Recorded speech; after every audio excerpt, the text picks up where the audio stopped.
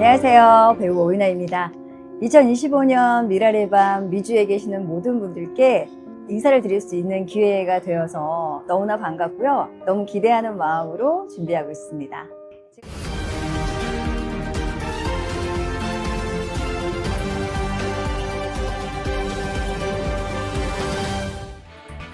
시청자 여러분 안녕하십니까? 10월 3일 금요일 미국 내 주요 뉴스를 정리한 세븐데이즈 헤드라인 뉴스입니다. 현재 연방정부 셧다운 사태의 핵심 쟁점인 오바마케어 건강보험료 세금 공제 연장에 대한 국민들의 지지가 압도적인 것으로 나타났습니다. 10월 3일 발표된 카이저 가족재단의 여론조사 결과에 따르면 미국 성인의 78%가 올해 말 만료 예정인 오바마케어 보험 시장의 세금 공제 혜택을 의회가 갱신해야 한다고 답했습니다. 특히 이 사안은 초당적 지지를 받고 있는 것으로 확인됐습니다. 공화당 지지자의 59%, 무당층의 82%, 그리고 민주당 지지자의 92%가 연장에 찬성했습니다. 현재 공화당 지도부는 이 세금 공제 연장안을 정부 예산안과 연계하는 것에 강력히 반대하며 셧다운 장기화에 대한 책임은 민주당에 있다고 주장하고 있습니다.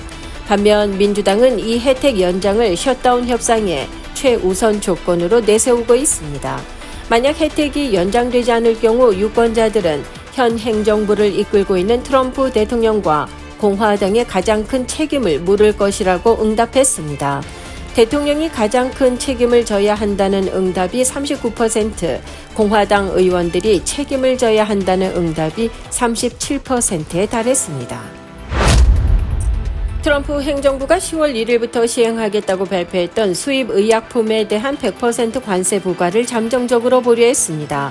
정치 전문 매체 폴리티코에 따르면 백악관 당국자는 트럼프 행정부가 현재 다국적 제약회사들과 협상을 진행 중인 상황에서 의약품 관세를 실행하려는 계획을 잠정 중단했다고 밝혔습니다. 앞서 트럼프 대통령은 지난 9월 25일 미국 내에 의약품 제조 공장을 짓지 않는 모든 브랜드 또는 특허 의약품에 대해 10월 1일부터 100% 관세를 부과하겠다고 발표한 바 있습니다. 그러나 이 발표를 구체화하는 행정명령은 아직까지 설명되지 않았습니다. 이러한 결정은 외국 주요 제약회사들과의 협상과 관련이 깊어 보입니다. 실제로 트럼프 대통령의 관세 부과 계획 발표 이후 글로벌 제약회사 파이자가 먼저 움직였습니다. 파이자는 지난 9월 30일 미국 내 신약 판매 가격 인하와 함께 700억 달러 규모의 대미 투자 계획을 발표했습니다. 이에 트럼프 대통령은 파이자에 대해 3년 관세 유예를 약속하며 화답했습니다.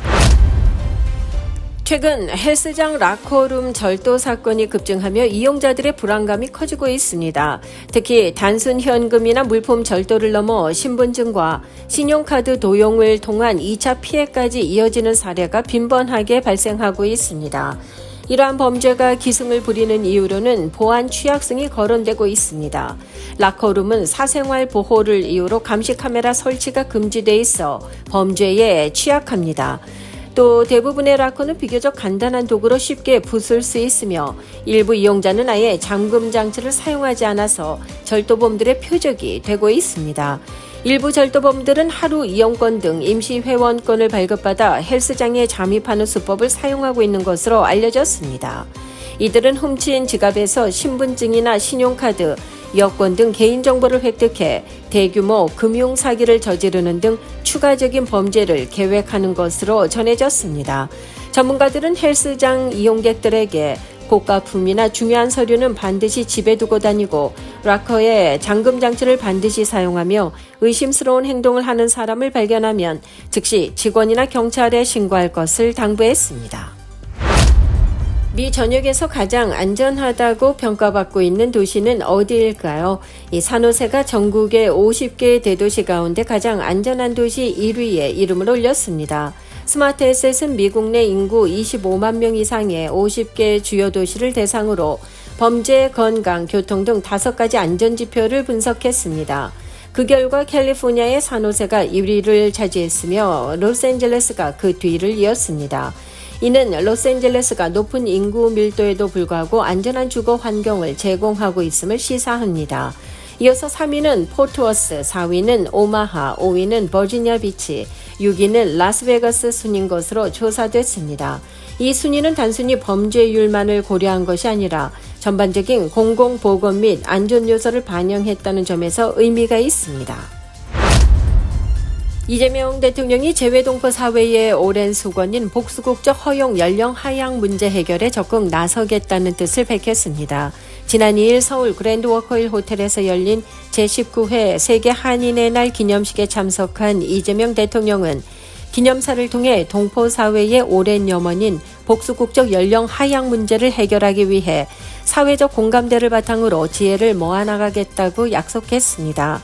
이는 현재 만 65세 이상에게만 제한적으로 허용되는 복수국적 연령을 낮춰서 젊은 세대 동포들의 권익을 확대하겠다는 의지로 풀이됩니다.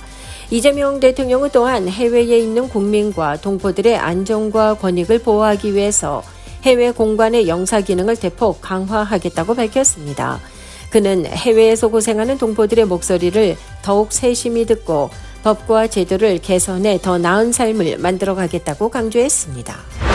시중에서 판매되는 뜨거운 음료가 차가운 음료보다 많은 미세 플라스틱을 함유하고 있다는 연구 결과가 나왔습니다. 최근 뉴욕 포스트는 영국 버밍엄대 연구팀이 발표한 연구 결과를 인용해서 일상적으로 마시는 커피, 차, 에너지 드링크나 탄산음료, 주스 등 다양한 음료에서 상당량의 미세 플라스틱이 검출됐다고 보도했습니다. 연구팀은 슈퍼마켓과 카페 등에서 판매되는 155개 음료 샘플을 분석한 결과 모든 샘플에서 미세 플라스틱이 확인됐다고 밝혔습니다. 그러면서 조사한 모든 냉음료와 온음료에서 미세 플라스틱이 보편적으로 존재한다고 밝히고 음료가 뜨거울수록 포장지에서 플라스틱 입자가 방출되는 속도를 높여 미세 플라스틱 농도가 상승한다고 분석했습니다. 이상으로 10월 3일 금요일 세븐데이즈 헤드라인 뉴스를 마치겠습니다. 시청해 주신 여러분 고맙습니다. 저희는 다음 주 월요일에 다시 찾아뵙도록 하겠습니다.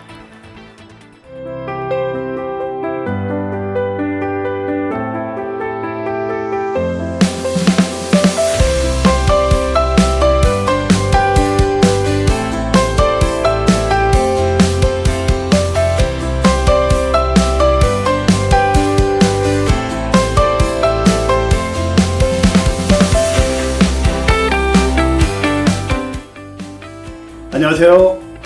행복한 주님의 교회를 섬기고 있는 강현 목사입니다. 가을의 문턱에 성큼 다가왔습니다. 가을을 맞이하여 찬양의 밤 행사를 진행하고 있습니다. 칼라워십의 몸 찬양과 연장자 앙상블 팀의 찬양과 연주, 이태영 목사님의 찬양을 통하여 풍성한 은혜를 함께 나누고자 합니다. 많이 오셔서 함께 은혜 나누는 시간 되시길 바랍니다. 감사합니다.